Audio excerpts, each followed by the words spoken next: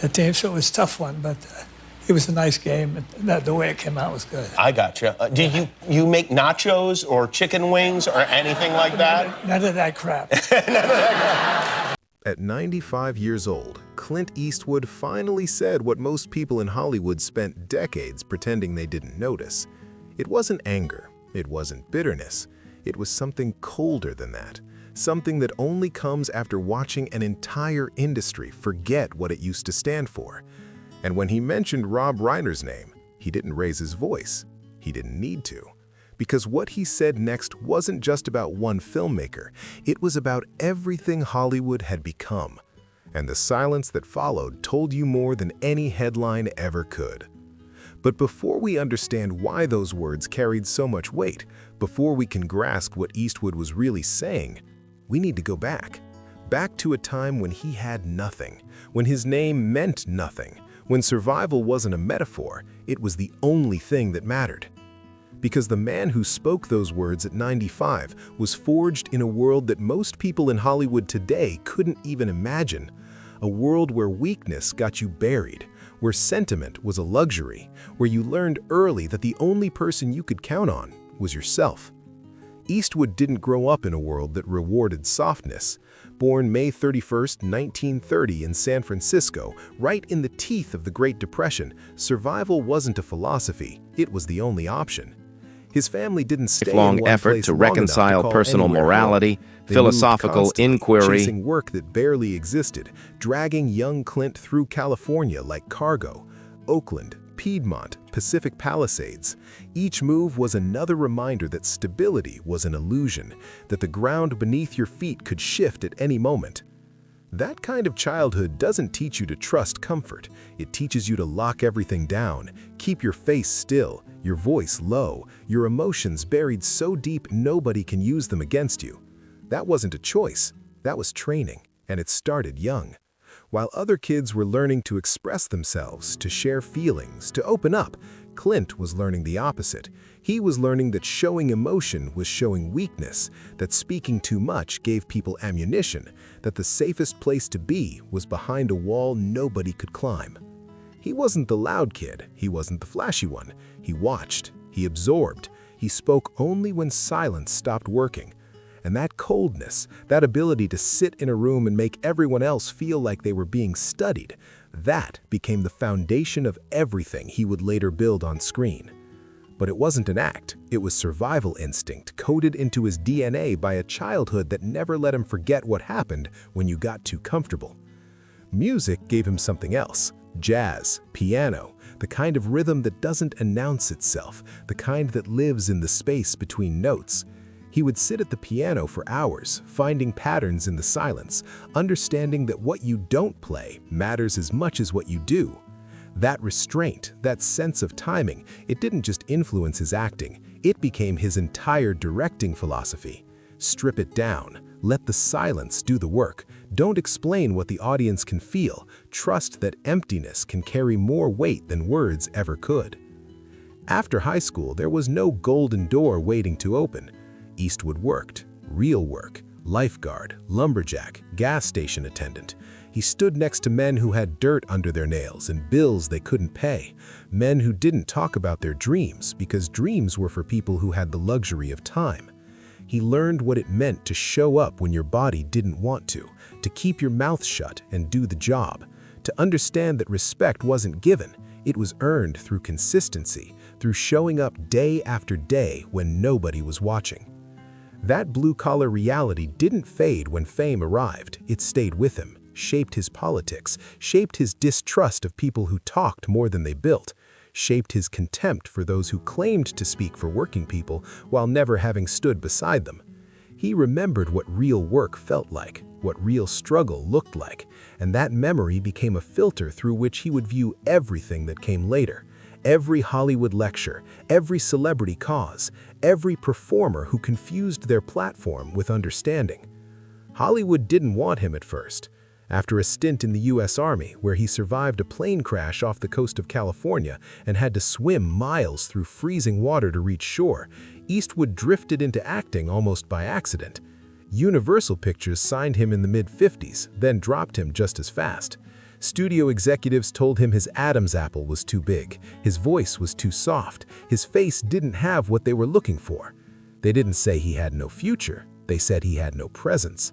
And that kind of rejection, the kind that questions whether you even belong in the room, it either breaks you or it turns you into something harder. Eastwood didn't break. He kept quiet, kept training, took scraps, refused to beg. He watched other actors schmooze and network and play the game, and he refused to do any of it.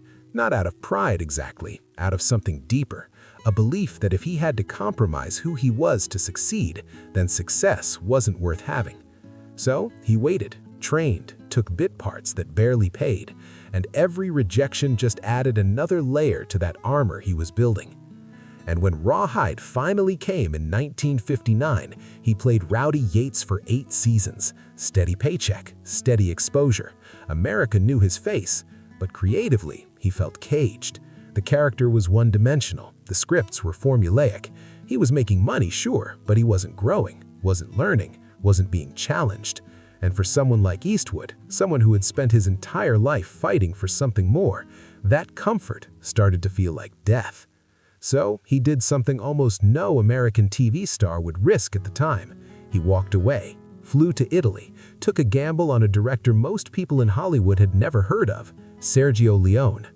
And that decision didn't just revive Eastwood's career, it detonated it. Because what Leone understood, what Hollywood had completely missed, was that Eastwood's stillness wasn't a lack of charisma, it was charisma in its purest form, concentrated, dangerous, undiluted by the need to perform. A fistful of dollars, for a few dollars more, the good, the bad, and the ugly. These weren't just successful films, they rewrote the rules. The man with no name didn't talk much, didn't explain himself, didn't apologize. He stared, he moved slowly, and somehow he dominated every single frame. No big speeches, no emotional outbursts, just presence and the threat of violence sitting just beneath the surface, coiled and waiting. Audiences didn't just respond to that, they were hypnotized by it. What Eastwood did in those films was redefine masculinity on screen. It wasn't loud, it wasn't performative, it was controlled, dangerous, quiet. And that silence said more than dialogue ever could. He didn't need to tell you he was dangerous. You felt it. In the way he moved, the way he looked Understanding, at people, film the way and he could storytelling stand are the bridges completely between still hearts. and make everyone around him nervous. That was power. Real power. The kind that doesn't announce itself. And America noticed. When those films played in the States, audiences lost their minds. Here was a hero who didn't explain himself, didn't justify his actions, didn't ask for permission or forgiveness. He just acted. And in a country that was starting to question everything, starting to drown in explanations and justifications and moral complexity, that directness felt like oxygen. When he came back to Hollywood in the late 60s and 70s, he wasn't asking for permission anymore. He was dictating terms. Dirty Harry turned him into a cultural lightning rod. Harry Callahan was blunt, brutal, unforgiving. He broke rules, ignored procedure, did what he thought was right regardless of what the law said. Some people saw him as a hero, a voice for public frustration with rising crime and bureaucratic paralysis. Others saw him as a fascist fantasy, a dangerous glorification of vigilante justice. Eastwood didn't flinch. He made it clear his characters weren't meant to be role models. They were meant to be real, complicated, messy. But what really unsettled critics, what they couldn't quite process, was how versatile he became. Play Misty for Me, High Plains Drifter, the outlaw Jose Wales, Escape from Alcatraz. He wasn't stuck in one lane. He was proving he could do anything. Thrillers, westerns, comedies, action films, and each one showed a different dimension, a different shade. He was dismantling the box Hollywood had tried to put him in, one film at a time. And all the while, behind the scenes, he was watching, learning, studying how directors worked, how they moved cameras, how they shaped performances, how they created tone and atmosphere. He wasn't just showing up to say his lines. He was absorbing the entire filmmaking process, understanding it from every angle, preparing for something he hadn't Their told household anyone about became a yet. nurturing Because environment Eastwood where had learned early that creativity, you don't love, and announce your family plans, you just execute them. When he finally stepped behind the lens himself, his style was unmistakable. Minimal takes, natural light, no wasted motion. Trust the actor, trust the story, don't force it. Where other directors needed 10 takes to feel safe, Eastwood got it in 2. Where others brought in massive lighting rigs to control every shadow, Eastwood used what was there. He moved fast, stayed efficient, came in under budget and ahead of schedule. And that efficiency wasn't about cutting corners. It was about knowing exactly what he needed and not wasting time on anything else. has been His a films prominent weren't and about outspoken spectacle. public They were figure. about consequence, aging, regret, violence, redemption, the cost of choices made decades ago that you can never undo. And those themes didn't hit you in the moment. They landed later, when you were alone, when you had time to think about what you just watched, when you realized that the film wasn't telling you what to think, it was showing you something true and letting you wrestle with it. That approach exploded with Unforgiven in 1992. The film tore apart the myth of the Old West hero and showed you what it actually cost to kill a man. Showed you what violence really does to a person, not in the moment, but years later, decades later, when you're old and broken and haunted by things you can never take back. The Academy couldn't ignore it. Best Director, Best Picture. Eastwood wasn't just a movie star anymore. He was a filmmaker who mattered. Someone whose work would be studied, debated, referenced. Someone who had fundamentally changed how we tell certain kinds of stories. Then came Mystic River, Million Dollar Baby, Letters from Iwo Jima, Gran Torino, Changeling, American Sniper. Film after film stacking his legacy higher and higher, each one exploring different facets of the same core themes. What does it cost to survive? What do we owe each other? When is violence justified? How do we live with the things we've done? These weren't abstract questions. They were personal, born from a life spent observing human nature at its rawest. Europe didn't just respect him, they honored him. 3 César Awards, the AFI Life Achievement Award, and in 2000, the Venice Film Festival handed him the Golden Lion for Lifetime Achievement, one of the highest honors in world cinema. This wasn't about box office, this was about impact, about a body of work that crossed borders and generations, about an artist who had created something that would outlive him. France went even further. In 1994, they named him a Commander of the Arts and Letters. Then, in 2007, they gave him the Legion of Honor, France's highest civilian decoration. That put Eastwood in rare company. Artists whose influence didn't belong to one country, it belonged to the world. And for someone who had started with nothing, who had been told he had no presence, no future, no charisma, that recognition carried a weight that outsiders could never fully understand. But away from all that recognition, there was a personal cost. His marriage to Maggie Johnson, which began in 1953 when he had nothing, stretched over 3 decades. She met him when he was broke and unknown, grinding through odd jobs, chasing dreams that kept slipping away. She was steady, calm, the opposite of his chaotic, uncertain future. They married on December 19, 1953, and for years she held things together while he absorbed rejection after rejection. When success finally came, it came fast, and it came with pressure neither of them expected. Fame, money, attention, long separations, the constant grind of production schedules, the offers that kept coming, the pressure to stay relevant, to keep working, to never slow down. And with that came temptation, opportunities, women who saw him differently now, who wanted access to what he represented, and Eastwood, who had spent his entire life keeping his emotions locked down, found other ways to feel something. Infidelities that became public knowledge, relationships that overlapped, children born outside the marriage. Eastwood didn't hide from it later. He admitted it, owned it. But at the time, the damage was done. The trust was broken. The foundation was cracked. They stayed married, legally, for 25 years before separating in 1978. Present were visibly But moved. the real marriage, the emotional partnership, had ended long before that. The divorce didn't finalize until 1984, and when it did, the settlement was massive, reflecting both his success and her decades standing beside him through it all. They raised 2 children. Kyle, born in 1968, who became a respected jazz musician, following in his father's early love of music but carving his own path. And Allison, born in 1972, who moved into acting and filmmaking, both of them navigating the complicated reality of having Clint Eastwood as a father.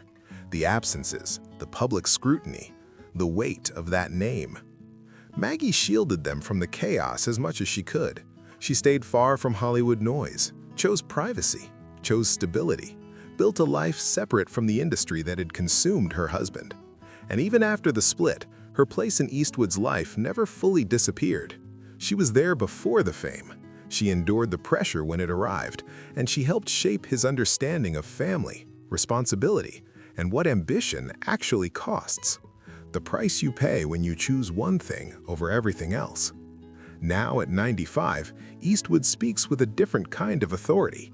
Not the authority of fame, the authority of someone who's seen an entire industry change and isn't interested in pretending otherwise. He's watched generations come and go, watched trends rise and fall, watched the business transform from a place that made movies to a place that manages brands. And he's watched people he once respected become something else entirely. Not worse, necessarily, just different, comfortable in ways that make him uneasy. And when the conversation turns to figures like Rob Reiner, Eastwood's tone doesn't shift into anger. It shifts into something more unsettling. Observation, distance, the kind of clarity that only comes after decades of watching patterns repeat. Because to Eastwood, Reiner represents something bigger than one person. He represents a shift, a transformation in how Hollywood sees itself, in what it believes its purpose is. I've never had a problem with Rob as a filmmaker, Eastwood says. His voice is measured, almost clinical. He's talented. You don't make the movies he's made without understanding character and timing. He gives credit, openly. He respects Reiner's early work, When Harry Met Sally, The Princess Bride, Stand By Me, A Few Good Men.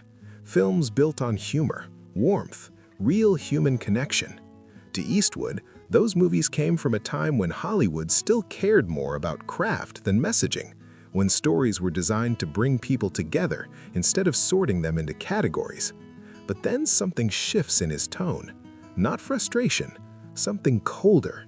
Somewhere along the line, Eastwood says slowly, the business stopped being about curiosity. It became about certainty, and certainty is dangerous in art. He pauses, lets that sit, then continues. Rob represents a Hollywood that struggles with disagreement. They confuse strong beliefs with moral high ground, and that's a problem. Eastwood draws a line, a sharp one, between his philosophy and what he sees in filmmakers like Reiner today. I never believed my job was to tell people what to think, he says. My job was to show people who they are. His films, even the most controversial ones, weren't lectures. They were questions. They trusted audiences to think for themselves, to sit with discomfort, to argue about it afterward. That was the point. The goal wasn't agreement, it was engagement. It was starting a conversation, not ending one. Rob wants to win arguments, Eastwood says flatly. I want to ask questions. He's not yelling, he's not dismissing, he's just stating what he sees. And what he sees is a shift, a philosophical divide that has nothing to do with left or right and everything to do with how you approach storytelling itself. It's about whether you believe your job is to guide people to a conclusion or whether you believe your job is to present them with a situation and let them decide what it means. There was a time, Eastwood recalls, when you could disagree and still respect each other.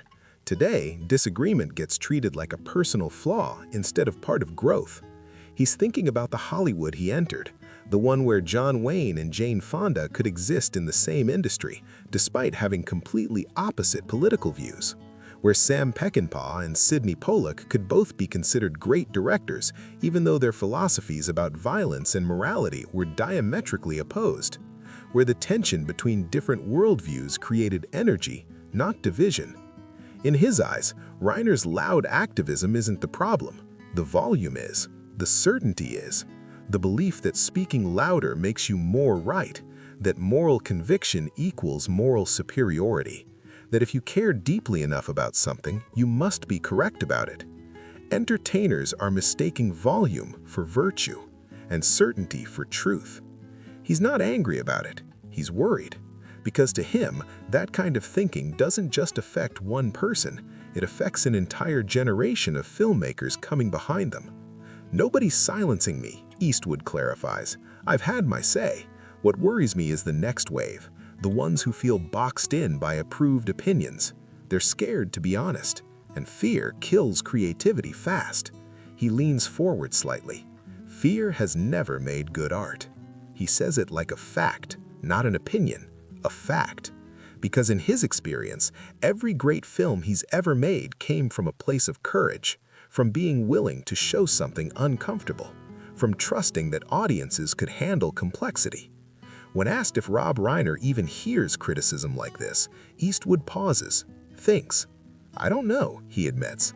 "People hear what they want to hear." And there's something sad in the way he says it, not bitter, just resigned.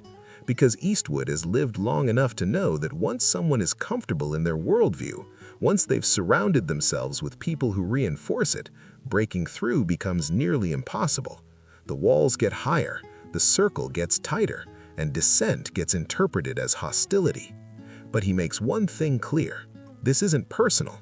This isn't about settling scores or nursing old grudges. Rob didn't create that system, Eastwood says carefully, but he's comfortable inside it. And that comfort, that's what I'm talking about. Because to Eastwood, comfort is the enemy of art. The moment you get comfortable, the moment you stop questioning yourself, you stop growing, you start repeating, you start seeking validation instead of truth. At 95, Clint Eastwood has no interest in trophies or box office records or being remembered as the guy who always won. What matters to him now is freedom.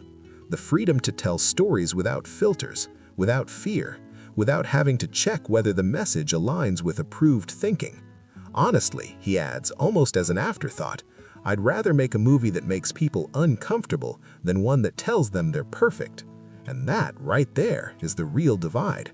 Not political, not generational, philosophical. Eastwood's criticism of Rob Reiner isn't explosive. It's not a scandal. It's something quieter and sadder. It's the sound of an artist watching an industry trade curiosity for conformity. Watching it rewards certainty instead of courage. Hollywood used to be a place where outsiders belonged, Eastwood says. Now everyone's trying to prove they're on the inside. He doesn't say it with bitterness. He says it like someone delivering a diagnosis, calm, clinical, final. Because to Clint Eastwood, this isn't about one filmmaker or one moment. It's about a system that stopped valuing the very thing that made it powerful in the first place. The willingness to ask questions nobody wants asked, to tell stories that don't give easy answers, to sit in the gray and let the audience decide what they believe. And maybe the most unsettling part isn't what Eastwood said, it's what he didn't have to say. That Hollywood already knows this, that Rob Reiner probably knows this, that the industry has made a choice, comfort over challenge, applause over honesty, certainty over art. And once that choice is made, there's no going back, because the people who benefit from that system don't want it questioned. They want it defended, loudly, publicly, with moral certainty that makes disagreement feel like betrayal. Eastwood's not trying to change that anymore. He's just naming it. And in doing so, he's left something far more uncomfortable than an accusation. He's left a question. What happens to an art form when the people making it stop believing in questions? What happens when the goal isn't to challenge the audience, but to confirm what they already think? What happens when the most dangerous thing you can do in Hollywood isn't make a bad movie, but make one that refuses to pick a side? Think about what that means for a moment. Really think about it. An entire industry built on storytelling, on exploring the human condition, on holding up a mirror to society, and the most dangerous thing you can do is refuse to tell people what to think. That's not an industry anymore. That's a church. And churches don't make art, they make propaganda. Pretty propaganda sometimes, well-intentioned propaganda maybe, but propaganda nonetheless. Eastwood doesn't answer that question. He just lets it hang there, because he knows the industry already has its answer, and he knows that answer is exactly what he's been warning about all along. The silence that comes after moral certainty isn't peace. It's the sound of stories that will never be told, of questions that will never be asked, of a generation of filmmakers who learned that survival means staying quiet. And to someone like Clint Eastwood, who built a career on quiet, that's the cruelest irony of all. Because his silence was a choice, a tool, a weapon. Theirs is just fear.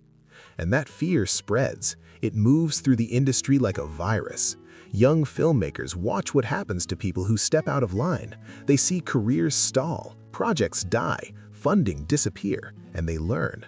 They learn that the safest path is the approved path, that originality is fine as long as it arrives at the correct conclusion, that you can challenge anything except the underlying assumptions everyone has agreed not to question.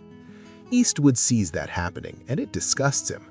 Not because he disagrees with any particular political position, but because it violates everything he believes about what art is supposed to do. Art is supposed to disturb, to unsettle, to make you question things you thought you understood. It's supposed to live in the uncomfortable spaces between certainty.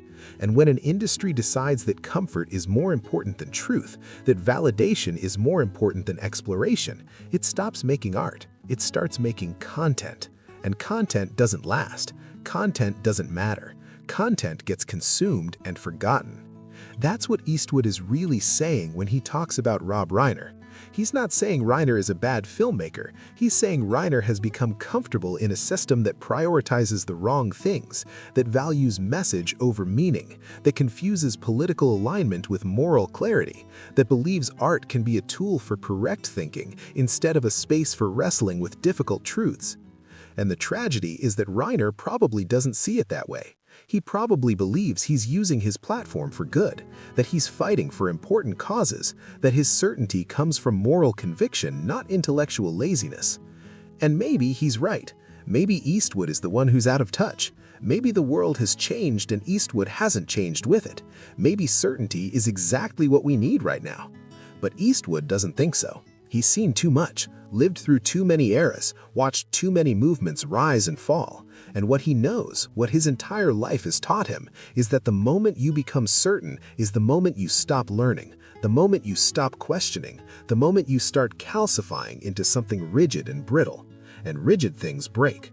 So, at 95, Clint Eastwood sits with that knowledge, not angry, not bitter, just clear. He's made his films, told his stories, built his legacy. And if the industry wants to go in a different direction, that's their choice. He's not going to fight it. He's not going to rage against it. He's just going to name it, point at it, and let people decide for themselves what they think. Because that's all he's ever done. Show people something true and trust them to figure out what it means. And if that approach is outdated now, if that philosophy no longer has a place in modern Hollywood, then maybe that tells you everything you need to know about what Hollywood has become. Not better or worse, just different. And in Eastwood's eyes, dangerously comfortable with its own righteousness. The question he leaves us with isn't whether he's right or Reiner is right. The question is whether an industry can survive when it stops asking questions, whether art can thrive when artists are afraid to be honest, whether stories can matter when they're designed to confirm rather than challenge, and whether the next generation will even know what they've lost. Because the scariest part isn't that the industry has changed, it's that most people in it don't even realize something is missing. If you found this breakdown worth your time, make sure to like, subscribe, share, and First, drop your thoughts to in the educate comments. parents Thanks for through watching. celebrity